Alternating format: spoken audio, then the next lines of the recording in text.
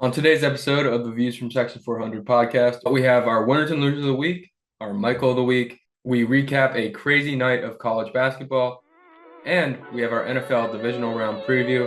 Give picks out for every game. Great show. See you soon.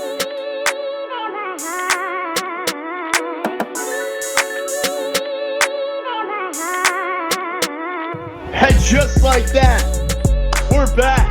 Views from Section 400, Matt, Jack, and Brian. Bringing you along with the action-packed midweek show.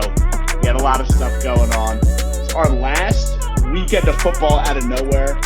These seasons go by so quickly. We get so excited. We get caught up in the week-to-week, and then bang, we're in the division. Last big weekend of football. We got a couple Is that what more I said? games. Oh, I thought I said last big weekend. We're not done just yet. We still got some. I know. But you know what I mean. Like, it's the last big weekend. That's what I meant to say. It's, the slates are getting slimmer and slimmer is a fair way to say it. Definitely. We got some college basketball to go over. Bracketology, Brian and I are dialing it up. If you haven't seen, dropped on Tuesday morning. We'll drop every single Tuesday from here on out until we get to Selection Sunday. That is a weekly bracketology. We are better than Joe Lenardi, according to the experts. Before you know, we'll be talking a lot of basketball, and 400 still be back. We're going to tell all the action next after a word from SeatGeek. The calendar is flipped to 2025, and that means one thing. The sports action is heating up, and the best place to go to get tickets to playoff football, meaningful basketball games, and maybe some baseball soon is SeatGeek. SeatGeek is the official sponsor of the Views from Section 400 podcast. Whether you're going to watch some Auburn Tigers play at Neville Arena, best team in college basketball, if you want to see the Birds probably choke in the playoffs at the Link, or maybe you want to buy some early spring training tickets for the spring, SeatGeek is the best place to go. Their one-of-a-kind platform makes finding the best deals easy. Use our code VIEWSFROM400 at checkout for $20 off your first purchase. Again, that's code VIEWSFROM400 at checkout. You get $20 off your first purchase. That's a free beer and maybe some crab fries, maybe a hot dog on us. It's a great deal. Use our code. SeatGeek, your best night ever is waiting.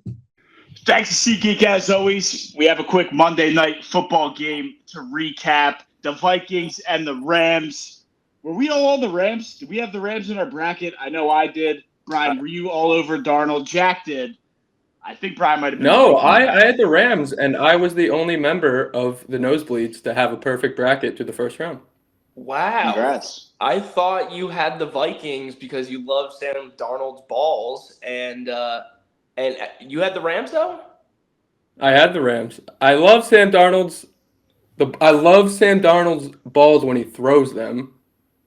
I could have even phrased that even better. I tried to phrase it right, and I still butchered it. That was horrendous. I love the way Sam Darold throws the football, but I still don't trust him in the playoffs. Yeah, that's the approach I took. Can't trust this man to go win a big game against the likes of Matt Stafford and Sean McVay. This was a hell of a game. Really exciting game. But by the way, I just got to say this before we go into it. Will, I'm definitely going to need you to cut up that snippet right there, right where Brian said he loves his balls, and send it to me. Thank you. We'll make sure that gets over to Jack in the proper hands, and we'll go from there and see where that comes here or that scene next. See, maybe before Will even gets that clip, I cut you off after you say the word cut, and then the whole thing just gets cut from the podcast, and no one has to hear it. Well, that's what happens when Brian's the orchestrator of all of this. But again, Monday Night Football did happen. Sam Darold was horrible. I think he probably lost himself $20+ million a year in contract, yearly salary or incentives, however you want to put it. But do they stick with Sam Darold going forward? I have no idea. But it was a surprising year, right? He won 14 games. They almost might just roll the dice, give him another contract. It can't be for 1 year, but they have J.J. McCarthy waiting in the wings, who I don't have much hope for. But they do have him in the wings. And do you give Darnold a 3-year? Do you give him a Kirk Cousins-esque contract that the Falcons gave Kirk? I don't know, but it's a sticky situation after kind of fumbling out of the playoffs. So a week ago or 2 weeks ago, a chance for the number 1 seed. Now they're on their way to Cancun. Yeah, I mean, if you think about it, if you think back to the beginning of the season, Darnold lost the starting job to J.J. McCarthy. McCarthy was gonna be the starter week 1 for this Vikings team before that injury. Why are you looking at me? It wasn't much of a competition. I feel like J.J. McCarthy has kind of handed the keys, and Darnold was supposed to be the backup. Well, it was definitely a QB competition during training camp. I mean, they didn't just hand J.J. McCarthy the keys, say you're going to be the guy. He had to earn it. There's no doubt about that. But with the way Darnold played this year, I feel like he deserves a shot to run it back. I mean, you need to be able to win big games, especially late in the season, which he wasn't able to do. But look, this is a great season by him. And your alternative is the young J.J. McCarthy, but he's got to come off the injury. I mean, that might take some time. It was a good season, but I don't know. You draft J.J. McCarthy where you draft him to play him. Now, we were all kind of not anti-J.J. McCarthy, but not too high on him on the draft. And I don't know the analytics on this, but in a quarterback draft that I know Caleb Williams didn't look great, but most of the guys are pretty good. One of them has to be really bad, right? And that might be J.J. McCarthy. I said I'm not hopeful. I'm not hopeful for him. And regardless of what Darnold did this year, MVP candidate through 8 weeks or whatever it was, Vikings, almost the number 1 seed. Do you still feel confident about Darnold going forward into next season? I think it's a Nick Foles 2017 story without the Super Bowl. Dynamic year. And it's Case Keenum. Case Keenum did the same thing. Yeah, or that. And look what happened when Foles went to Jacksonville. What did he do? I mean, all that guaranteed money, and he was out of town in a year. Yeah. No, I look, you're not going to be able to pay Darnold big boy bucks. There's no doubt about that. But if he's okay with being the backup of this, starter, I would think if in a perfect world for the Vikings, I think they want to bring back Darnold on a minimal contract, have him be the starter until J.J. McCarthy's, back from his injury. And then McCarthy's going to be the starter of his team. Brian, you said Here's the deal. But here's the deal. Darnold's a free agent. What if the Raiders go and throw a bag at him? The Vikings also have Daniel Jones. We'll continue. Daniel Jones is sitting on that sideline. He could be the backup. Like, dude, a team. That's my point, though. Is a team that desperately needs a quarterback, desperate, i.e., the Las Vegas Raiders, could easily throw a bag at Darnold, maybe draft a receiver, and their offense already looks better. Yeah.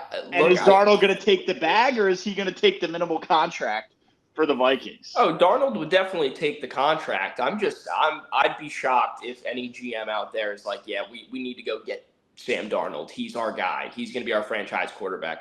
If you're the Raiders, I think there's one GM out there that says he throws a good ball, and we'll give him money. Oh.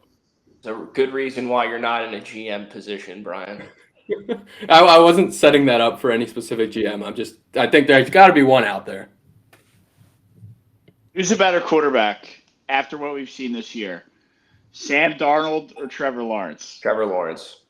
We're not doing this again. I always instigate. I'm sorry. But look, we're talking a lot about the Vikings. They lost a football game. Let's talk about the team that won, the Los Angeles Rams.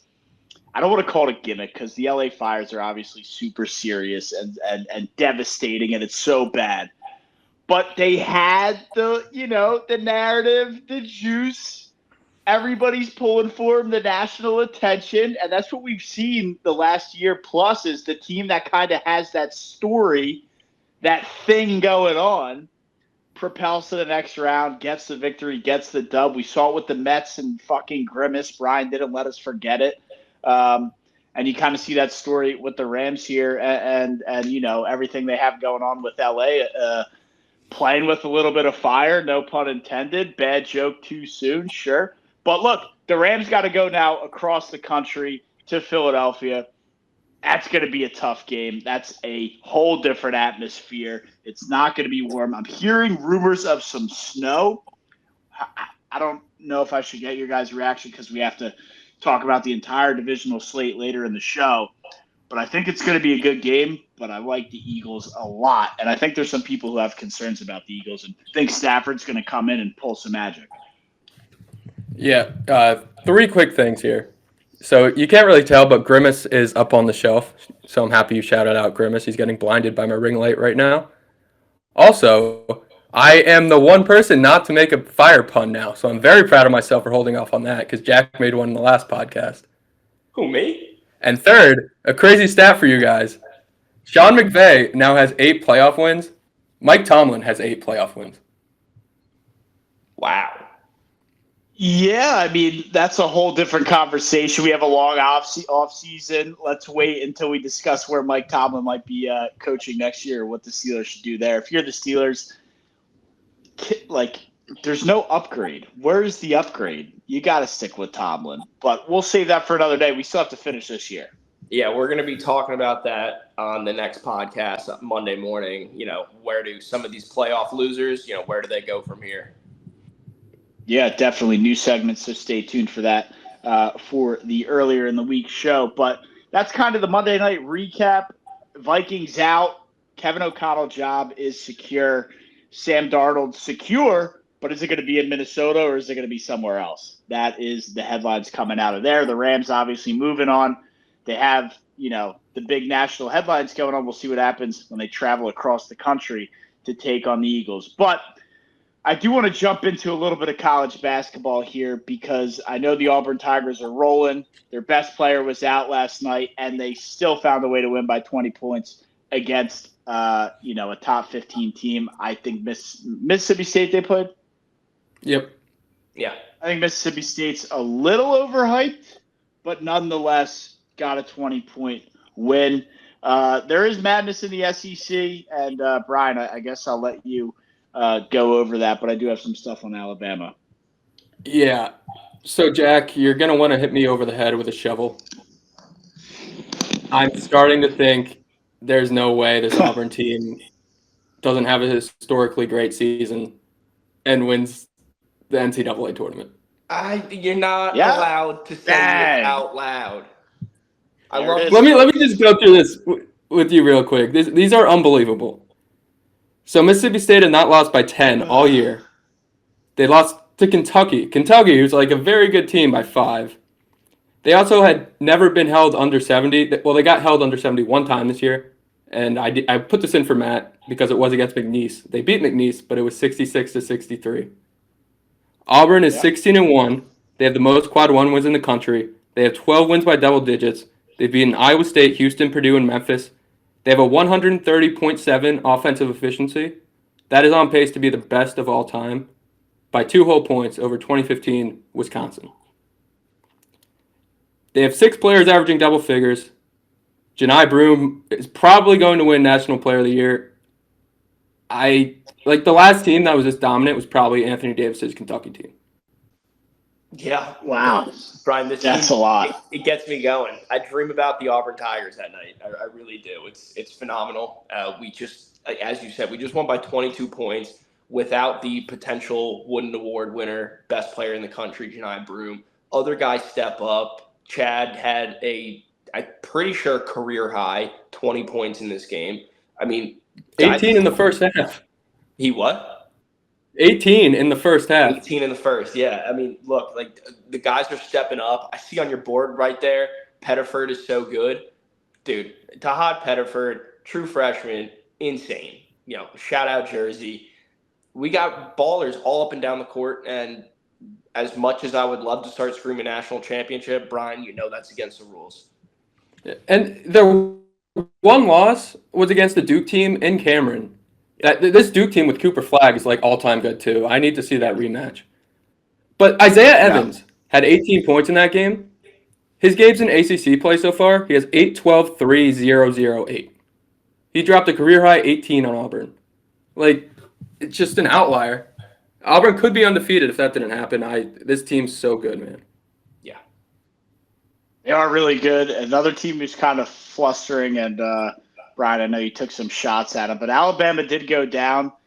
And when you said that last night, I was confused because Ole Miss is legit.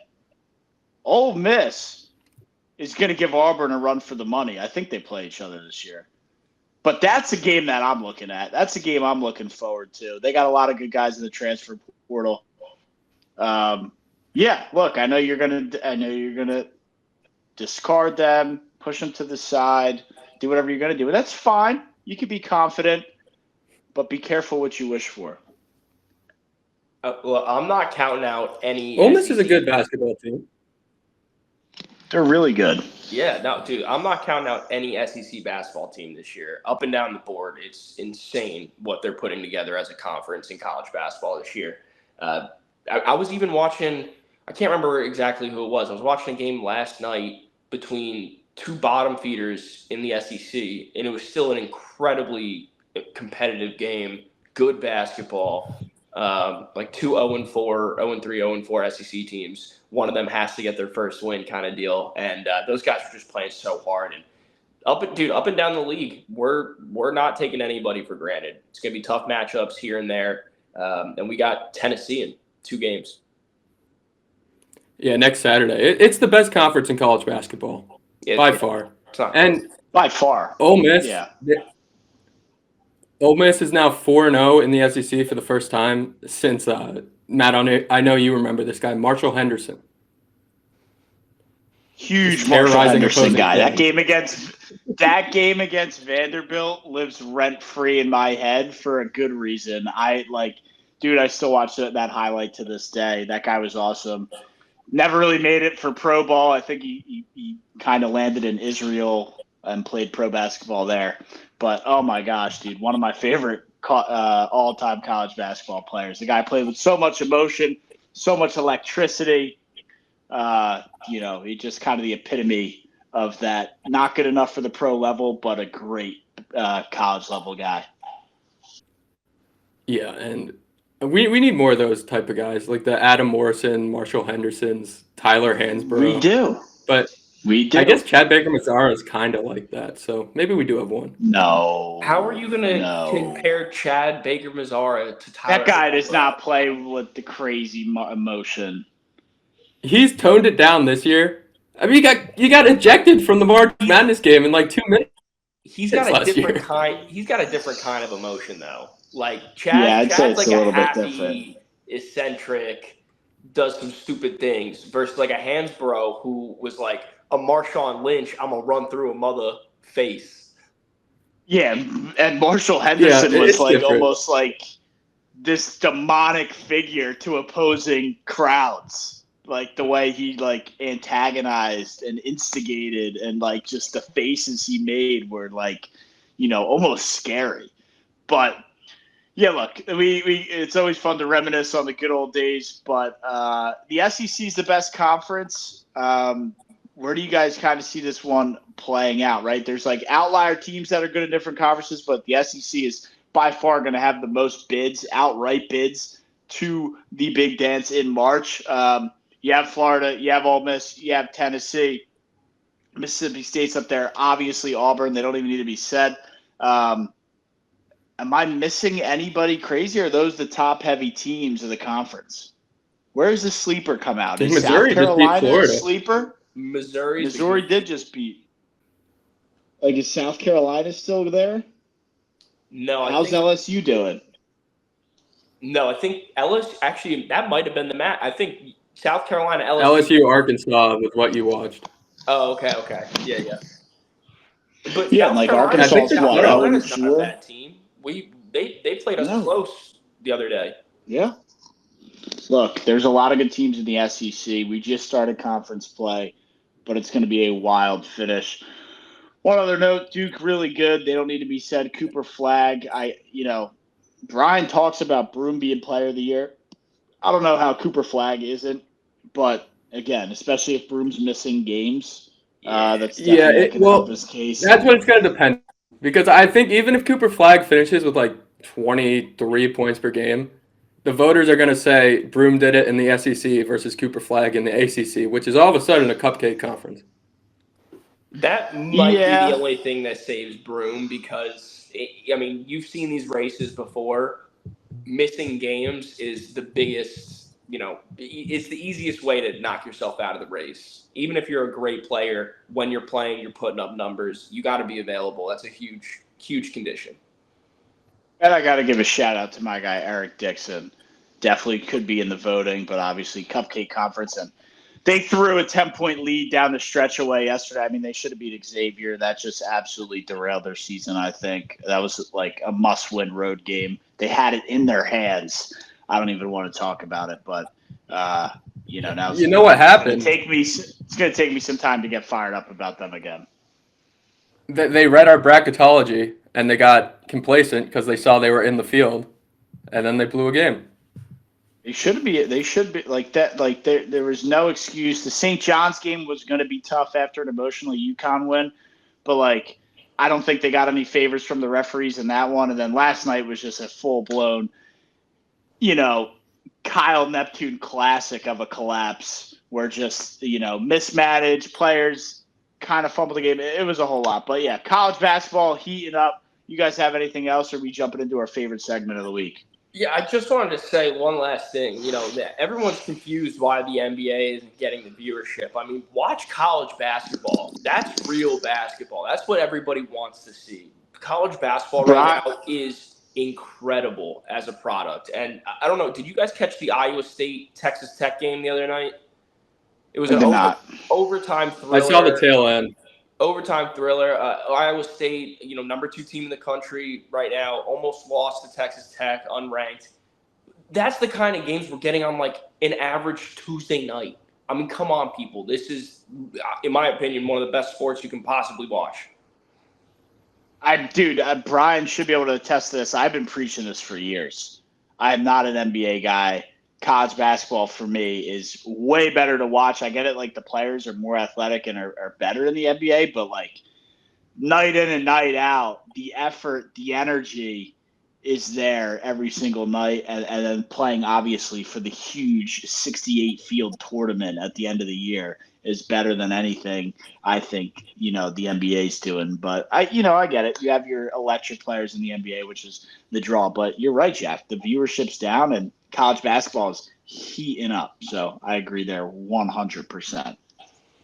Yeah, I mean the big difference, at least right now, is NBA. You're getting guys. Every single team plays the same way. They're checking up 33s a game, and in college basketball, you get the different play styles, and it means more to the kids. It really does, and that's what I mean by the energy and effort is just so much better, so much more involved. It's a better product right now, really, regardless of the athletic ability. But college basketball gonna heat up again. Look forward to the bracketology. Brian and I dial up again. Like I said, the experts are saying it's better than Lenardi's. Look, I didn't make it up. That's what they're saying. That's what they say. It is what it is. That's what they say. But we'll jump in now to the best segment, the favorite segment, the almighty segment. Winners and losers of the week, as always. Brian, why don't you kick us off? I know you always have something red hot for us. Well, my winner of the week, gentlemen, is going to be reading. A.J. Brown, you all saw A.J. Brown read a book on the sideline. That book called Inner Excellence, 53 million% increase in sales on Amazon. Is he getting any residuals on that? Any kickback? Probably not. Probably not. But whoever wrote that book, that's something I would talk about. Be one happy person. It was written by Jim Murphy. Well, Jimbo, you just got yourself a bag. Indirectly, got a bag out of it. There was nothing set up for him to do that. He's been doing that all year. I mean, they just made a big huff about it because, he didn't have a huge game as we all expect A.J. Brown to do weekly. But a pick came out of him doing it. I forget who they were playing, but he was reading on the sideline in the game where he had 8 catches, over 100 yards, and a touchdown on 15 targets. And he was reading the book on the sideline. So, again, the media manipulating it. He tweeted out, propaganda is the media's best weapon. So that's just where they go from there. That book looked like it had been through it. Yeah, it definitely is. He had some highlighted sections in there, and he said he had a favorite passage. No, I was just saying, all the corners were bent, it had been stuffed, in his pants or some shit like that. I know we talked about it a lot already, but the fact that they finally came into the number one spot this week makes them my winner of the week. It's the Auburn Tigers, War Eagle, Brian. War Eagle. 4-0 in conference play, 1 loss on the season, just an outstanding team. Doing it without our best player. Again, we touched on them a lot, but they're my winner this week. Yeah, I gave them enough props already. That's enough for me. How many times has Auburn basketball been your winner of the week? Well, Too many. I actually wrote in here another week, another Auburn basketball is my winner of the week. So, yeah, It's got to be like the 4th time. maybe 4th time in a row for all I know, Brian, and I won't change. I won't do it. I'm not complaining. No, and they're a good team, and we've addressed that. Yeah, it's gonna be a long college year. But anyway, my winner of the week happened over the weekend. It's gonna be the Houston Texans, specifically the defense, but I'll give the entire team the win because everyone counted them out. They were the only team that was a home underdog. The only team that, everybody was like, they have no shot. Everybody hopped on the Chargers bandwagon.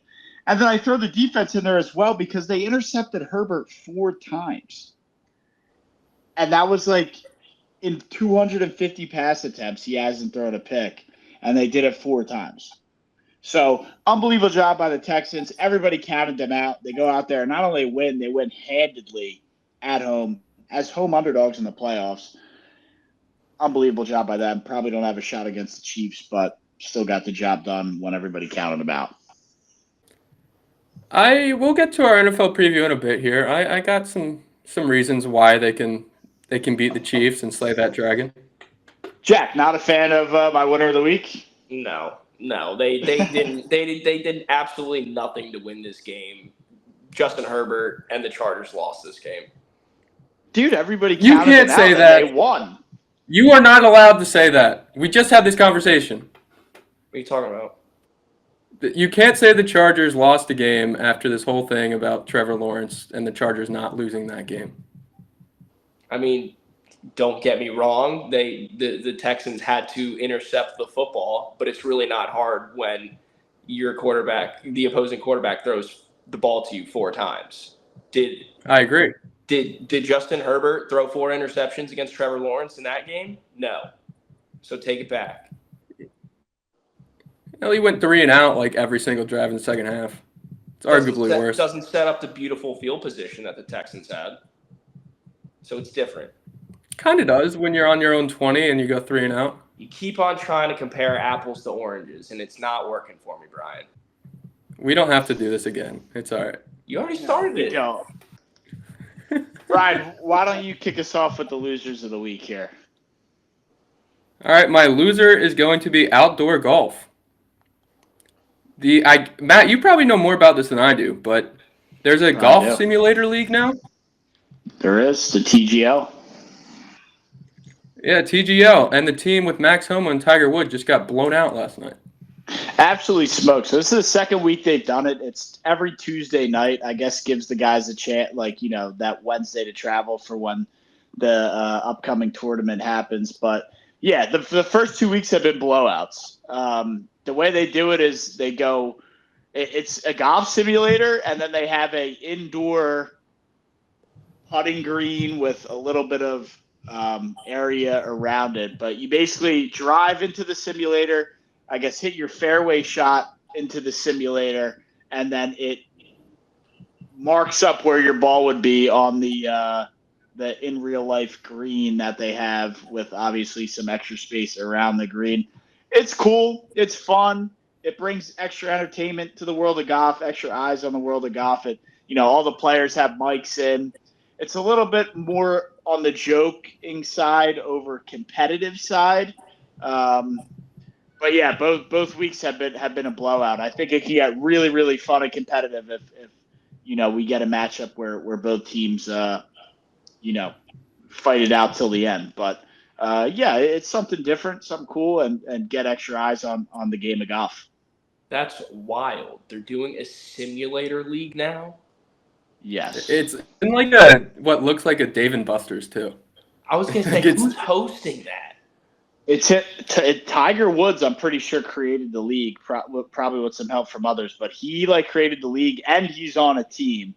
And what Brian's saying is his team got smoked last night. They did an interview after the game, and again, it was more joking. So look, it can be embarrassing if you get cooked like that, but it's more fun and jokes than it is competitive. I'm sure there's some kind of compensation payout for whoever wins the league, but these guys, everybody in the league is well known, well respected, and has been on the PGA Tour for a while, to where they probably don't need this money, to pay the bills.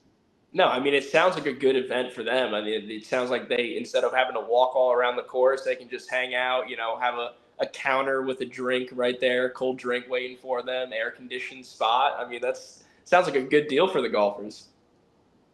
Yeah, it's almost, I don't even know how to explain it, but you just got to check it out. It's something to watch on a Tuesday night is the best way I can say it. Yeah, I'm almost like picturing I am going to have to check it out, because I'm picturing like an auditorium where like there's all these people sitting there like watching one golfer swing at like on stage, like at the wall, at the curtain. Everyone's just looking at his back. Kind of like that. It's like a mini arena that they have created. Yeah. Think like dance floor, like boom boom room layout with the opera seats on the sides, and it's just the golf simulator in the middle, and then people with like beers sitting on each side of the square. Yeah, so it's basically like curling or bowling. Yep. Yeah. No ice though. They should do a league where you have to play on ice. That would be. Get some hockey players against golfers. Yeah, but whatever. Golf on ice, bro. You're probably Well, you mentioned curling. You're probably one of those Disney on Ice people, aren't you? They still do that. I used to see those commercials all the time. They do still do that, and Brian's definitely a Disney on Ice guy. Jack, you got a loser of the week for us here? Before my loser's not great. I'm not gonna lie, because we already touched on him a lot. Matt, you brought up the big contract incentive part. My loser was going to be Sam Darold. After this loss against the Lions and the loss against the Rams, it looks like he's back to seeing ghosts. And I was going to bring up, what do you want to do with him here? But we kind of already touched on that. And I guess at this point we'll just see. Brian, you got a better loser for us? No. Yeah, I mean, I think we said it a lot about Sam Darnold, but I think it still applies. It was a tough end of the season after a pretty great year. Tough week for him. I got a loser. Former Ohio State coach Lou Holtz has dragged this Ohio State team through the mud as far as saying that their reputation, they're not a tough football team. Ryan Day doesn't have the right culture, this and that.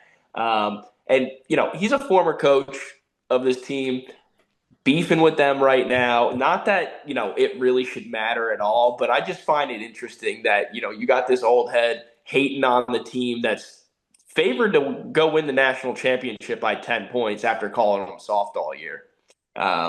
Just goes to show that kind of culture that they do have around Ohio State and all those great fans. What is the Ohio State culture and great fans comp to an NFL team? Dallas Cowboys.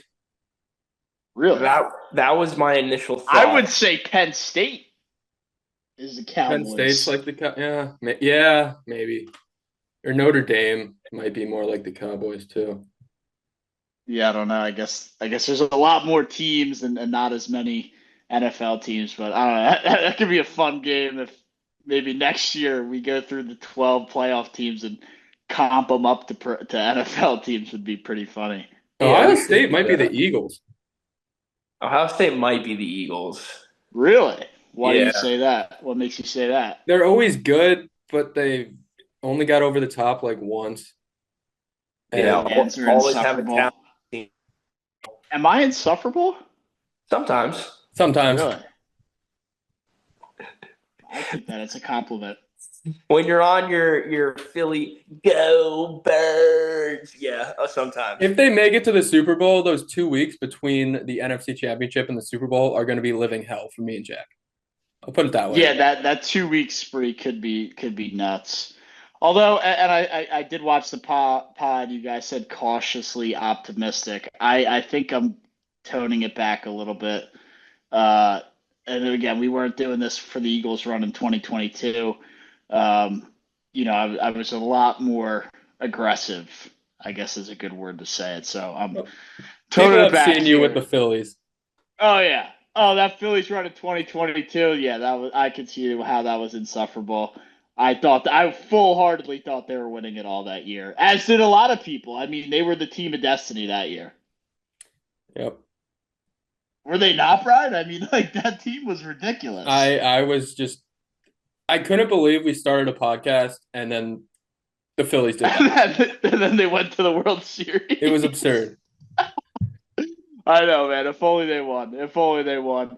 Um, not long for the Views history, but that would have been great to be the first championship to go under my belt. I think I still have the edge as well. I guess you guys have Auburn, but Yeah, pro team's not looking great for y'all. no, it's gonna be either the Eagles or Auburn basketball at least this year, and then baseball season maybe we'll have a Yeah, competitive. well, definitely. I mean, the Mets and the Phillies played last year, but my loser of the week, I got a good one for you guys. And will be the Eagles fan who harassed the Packers fan. The guy Ryan Caldwell fired from his job.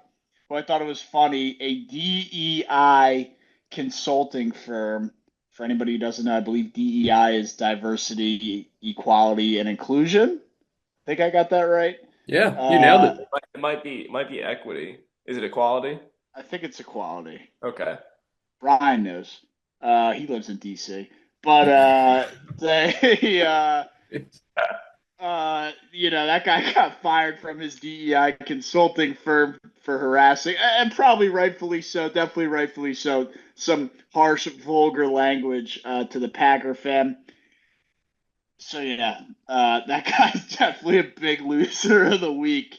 Banned from Eagle Stadium, banned from going to NFL games there, and lost his job. I don't know a better loser of the week than that one. Breaking news, it is equity. Wow, equity. My bad. Well, I Sorry, I'm tried. woke. I tried. Woke Jack over there. Either way, the guy's the loser of the week. Lost the job. Can't go to Eagles games anymore. Like I said, not sure how much worse you can get. Yeah, that's a tough break for Buddy, but at the same time, quit being an asshole to a woman. Like, I don't care Yeah, who. and I'm not making excuses for him, but dude, the Packers guy, like, dude, he had the camera on his chest. He was Yeah, he was live tweet, streaming the game. he was tweeting stuff out like, "I'm ready for the fire. I'm ready for this. I'm ready for that." Apparently, the girl might have instigated a little bit with some hand motions after the Jacobs run that was a touchdown that got called down at the one. But again, inexcusable language by that guy. Lost his job because of it. Loser of the week. Yeah, I wonder how that interaction went with Big Dom because apparently Big Dom was the one that found him. Yeah, I have no idea how the interaction went down, but probably not a fun one to be involved in. No. Well, there you have it, folks. Winners and losers of the week. A crazy segment as we start on one platform and then jump to the other. We'll keep rolling here. We're not going to attempt to fix what's not broken anymore. And we will jump in to the NFL divisional round, which, oh, by the way, I won't ever let you forget. 5-0 on the picks last year. Swept the weekend. We'll try to do it again here today. First game up. The Texans keep getting put in this nonsense Saturday at 4:30. Is it a nonsense? I don't know. First game of the weekend feels nonsense. Texans Chiefs plus 8.5 is where the Texans sit Saturday at 4:30. I got the Chiefs winning, but the Texans cover the 8.5. I have some good news for Texans fans, and I also have some bad news for Texans fans. What But do I'll you got? start with the good news. In 2022, CJ Stroud threw for 340 yards and 4 touchdowns against a UGA defense that was historically great. Now, they did lose that game, but he did put up 40 points in that game against the fourth-ranked Power 5 defense in the league that year. They allowed 14.3 points points per game. There you go. The Chiefs this year ranked fourth in the NFL in points per game allowed. Some parallels. That's all I'm saying. The issue, though, is Patrick Mahomes is 15-3 in the playoffs and 6-0 in the divisional round, and Andy Reid is 27-4 after a bye week. Yeah, look, the Chiefs are not losing this game. I think the Texans cover. I really do. I think there's going to be a lot of money coming in on Chiefs spread, which is why they cover. But the Chiefs are not losing this game. They're just not. Yeah, no, there's actually a 0% chance that the Chiefs lose. There's just no way. There's too much money to be made the following weekend against the Bills or the Ravens that they're just not gonna. The Texans. There's no way. Been watching the NFL for too long. I know how they work. Know how they operate. The Chiefs will be in the AFC Championship for whatever straight year that'll be. Yeah, it's 7. 5 straight, 7 straight.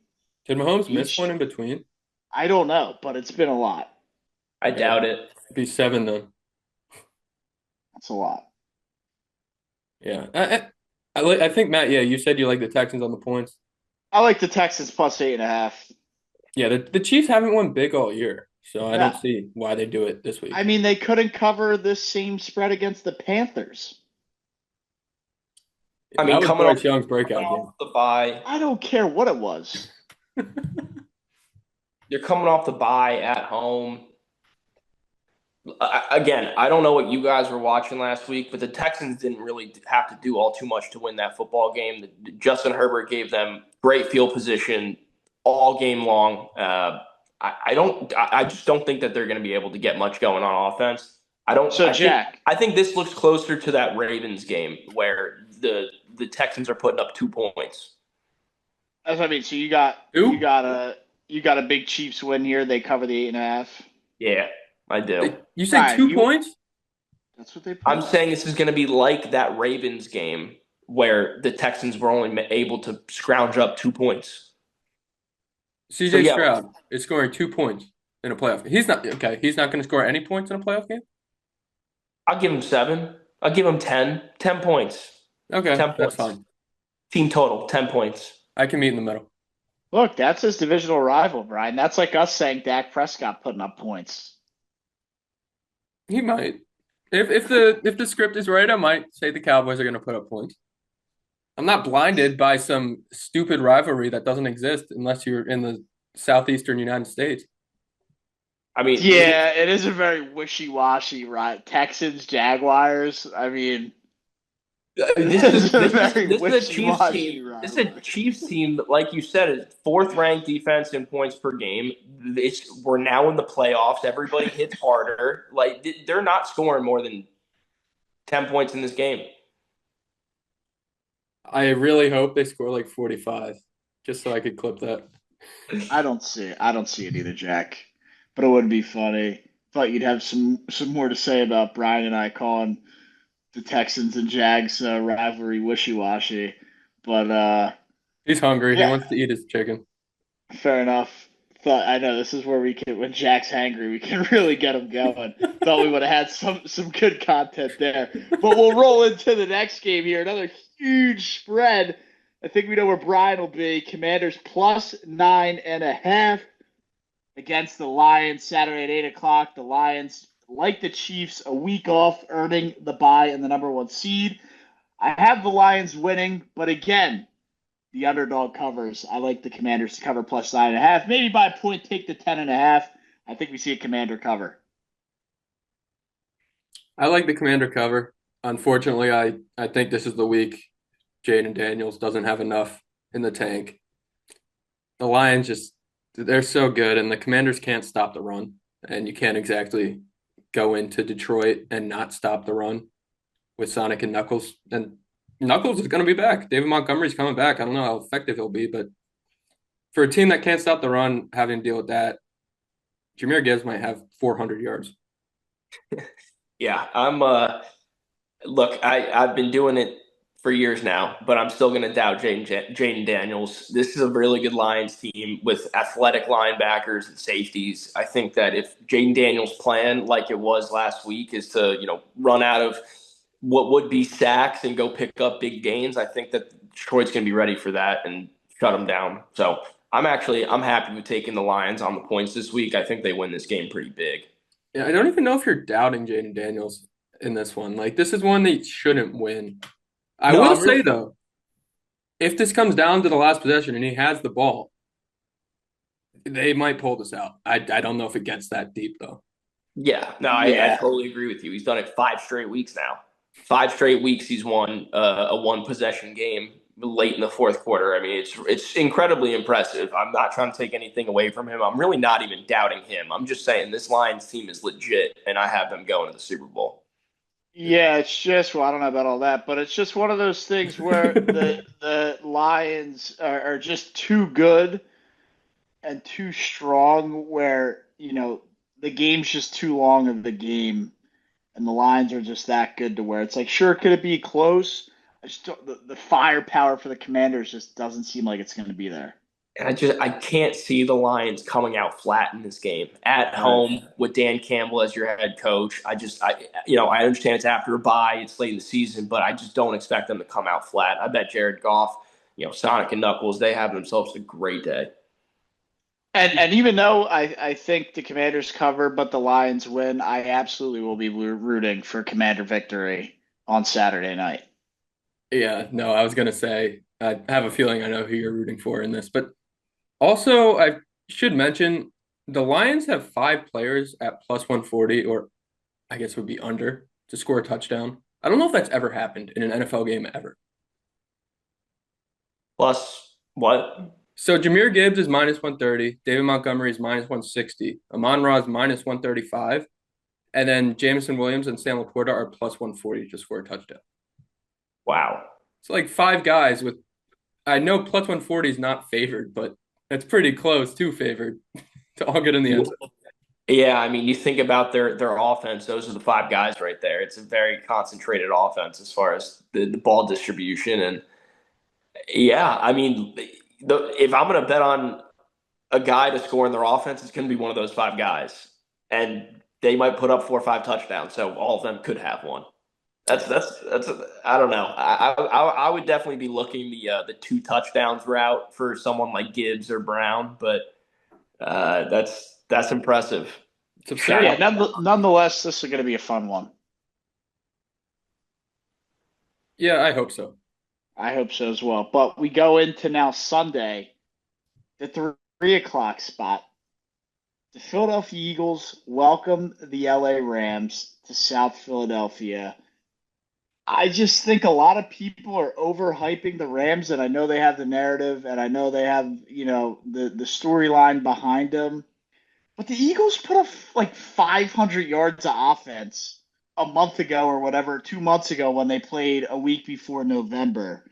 I have the Eagles winning this game, and I think they covered the 6 points. Yeah, I don't see the Eagles losing this one, but I'm not going to bet on them. Take the Rams. Yeah, Okay, I mean, well, if you're going to make me take a play in this game, it would be the Rams plus 6, but I don't really feel confident betting on this game. I think it's just going to be a great football game that I'm going to enjoy watching. It's definitely going to be a lot of fun. Sean McVay has won playoff games in 4 different seasons in his career. Good He for lost him. the Super Bowl in 2018. He lost in the Divisional in 2020. He won the Super Bowl in 2021.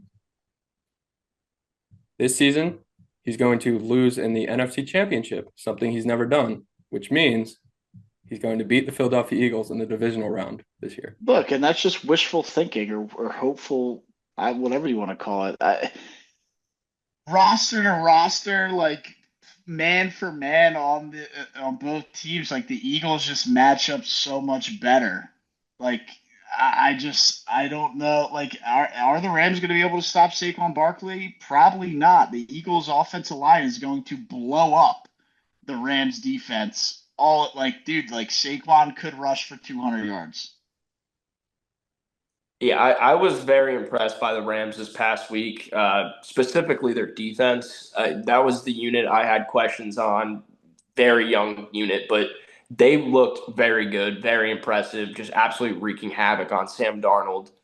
Jalen Hurts is a different quarterback. This will definitely be a different game. I think what I'm really looking at though is the matchups with the Rams wide receivers and your young star cornerbacks. How are they going to be hold? How are they going to hold up against Puka and Cup? I think that's going to be the game right there. Because Yeah, Kyron's not going to have a whole lot of success on the ground with the Philly defensive front. That's going to be a tough day for him. It's going to be Stafford. It's going to be those receivers, and it's going to be a tough time for them to beat the Eagles. But I think it comes down to whether or not it's a close game and whether or not the Rams defense can keep it intact. I'm really mad at myself for not looking up this stat. We're going to have a white receiver on a white cornerback in the divisional round of the NFL playoffs. I can't tell you the last time that ever happened. has it happened? Maybe back in the 50s. There had to be someone. I forget how many times Jason Sehorn made the playoffs, but there had to be a white receiver during that. But that was like 2000. Yeah, So it at least definitely was a 25 while years. ago. Brian, since you're so confident in McVay getting this team to the NFC Championship game, do we have an anti-Eagles parlay out of you today? Oh, you Wow, put me on the didn't spot come here. prepared, so you really don't believe. Okay, gotcha. All good. I retired the anti-Eagles parlay. Yep. The only Or time the anti-Eagles parlay would come out of retirement would All be good people. You're seeing the fraud he is. He doesn't believe the Eagles are going to lose this weekend. the anti-Eagles parlay has nothing to do with me Yep. believing they will lose. I took it every week All last year. good. It's fine. I didn't think they were going to go Totally 0 fine. 16. Totally fine. If the Eagles make it to a Super Bowl ever again, the anti-Eagles parlay will come out of retirement For the Super Bowl. for the Super Bowl. Yes. Okay, well, you got 3 weeks for that to prepare. But yeah, I got the Eagles win, Eagles cover. I think a lot of people are going to overhype the Rams based on what they saw last week. This is a completely different environment. I think you're undervaluing what South Philly is come playoffs. And you're going to find out on Sunday. It's totally fine. But we'll get into the game of the weekend, the matchup of the weekend, the game to play the Chiefs. We're already calling the Chiefs into the AFC Championship. Ravens -1.5 against the Bills. I think I did. I picked the Bills in the bracket, but as the week goes on, I'm starting to lean towards a Raven win and the Ravens cover. Yeah, you and odds makers both. The Bills were favored in this game, and it's quickly flipped to the Ravens. Yeah, I don't know why, but I just, earlier on I liked the Bills, and maybe that's not even the Steelers were horrible. I don't know. Starting to lean Ravens here. yeah, I mean, this is we know it. This is the best game of the season so far, and I cannot wait for it. I got the Ravens winning this one. I have them winning the whole dang thing. I think this is finally the year Lamar gets to put people past the playoff doubt. But dude, look, what can you say about this game? It's just a phenomenal matchup. Everything about it. Yeah, you guys know me by now. I have notes on every single football game. For this one, I just wrote pure cinema, no notes. That's Yeah, and that's all it is. Sit back, enjoy. You don't even need to bet on it. That's how good it's going to be. Straight up. Straight up. I mean, this is going to be Lamar Jackson and Josh Allen going at it. Every play is going to matter. Every play is going to be it's going to be huge. It's going to be awesome. It's one Cannot of wait. those. It's one of those games where you wish they had a fifth quarter. You're praying for well, overtime. I was about to Here say, comes the Brian stat. I was about to say to the NFL scriptwriters or Buffalo Wild Wings or whoever controls these games or whatever you believe in, please do not put this game into overtime because we will be recording our podcast after this game, and I'm terrified we see like 4 overtimes because of these new playoff rules. Oh, right. Because we obviously can't have a tie. That could be disastrous. If it's no more score a touchdown, you walk it off. You get a chance each time. Yeah. Look, I'm kind Look, I of know here Josh for Allen's it. happy about that. Yeah, I'm kind of all here for that, to be honest with you. We'll record when we got to record, maybe get a little views after dark if we have to. But this one's going to be electric, pure cinema, like you said. Who are you guys leaning to win this game? I know I had Ravens. Jack, I think you're leaning Ravens. Brian I said the bookmakers are that way, but Brian, where are you leaning? I picked the Bills in my bracket, and I think I'm going to stick with Josh Allen. I want to say he's determined to get another crack at Mahomes. I don't think he's going to beat Mahomes, but I think he wants another crack at him a little bit more, especially after Jack, you mentioned that 13-second loss, however many years ago. Yeah, I mean, this could be one of those type games, and obviously next week against the Chiefs, whichever team could be like that as well. But yeah, that's the divisional round. Um, Holy smokes, we got a fun football weekend coming up, and oh, by the way, the college football championship on Monday night kind of gets lost in all the madness here, but we have that as well. I'm sure come We'll preview that Sunday. on Monday's Yeah. show. Yeah, Sunday we'll get a little preview so when that drops. But that's NFL, as we always say, as we always do. Fun divisional weekend upcoming here. But we jump into now Jack's favorite segment that we do weekly, Brian's all-time favorite segment. I'm just the instigator. It's the Mike of the week, Michael of the week, whatever you want to call it. All right. Well, I'm gonna give you my Michael of the week. Doing some digging for the show this week. I went back, was looking at the Vikings season.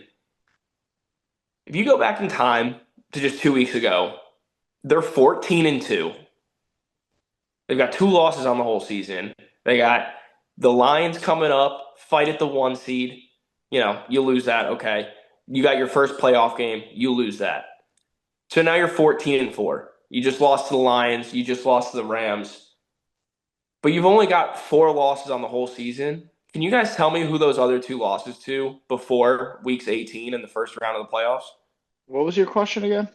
Who'd the Vikings lose to? The Vikings. They went 14-4 on the season. They lost their last two games to the Who Lions did they in lose week to? 18 and then the Rams in the wild card round. Who did they lose those other two games to earlier? Was one of their losses to the Bears? No. Did they lose any division? Yes. So Packers. No. The Lions again? Lions. Lions again. Okay. Okay. And then one other loss. And this is just a random loss. Broncos. No. Well, they beat the Giants. I know that. Um, It was the Rams. hmm. Yes. The Vikings have four losses this season, two to the Lions, two to the Rams. That's pretty nuts. I would be livid if I was Kevin O'Connell or a Vikings player. I'm all season. I've got the Rams logo and the Lions logo, and I'm throwing daggers into it every night before I go to sleep. Oh, yeah, I do remember that game because there was it was when the Rams were off to the terrible start, and there were the trade rumors they might trade Stafford for Yeah. Darnold. Yeah, and then they were like O'Connell was a McVay disciple. Yeah. So they So had it that was it juju was going. it was weeks 6 and 7. Week 6 they lose to the Lions. Week 7 they lose to the Rams. And then here we go. Week 18 they lose to the Lions. I guess week 19 they lose to the Rams. That's tough. That- That's a weird season, man. Tough season for the Vikings. Yeah, I would be livid if that happened to the Eagles, especially to get knocked out of the playoffs. But yeah, like you said, I put those two logos on a dartboard, and that's going to be O'Connell's offseason. Yeah, for real. Yeah, Matt, you always say it's tough to beat a team twice. It's tough to beat two teams two times twice. Yeah, and that's what the Eagles are going to have to do here against the Rams. So look, I have faith. I'm not worried about it. Not that I'm not worried about it. Cautiously optimistic, but I am confident. I'll jump into my Mike of the Week here, and this is really just an unbelievable story. I'm not sure if you guys have heard the news out of Ridgewood High School in North Jersey, but the senior Johnny Jackson was diagnosed with stage 4 Hodgkin's lymphoma. You'd think, okay, he'd be out. Wouldn't be playing basketball.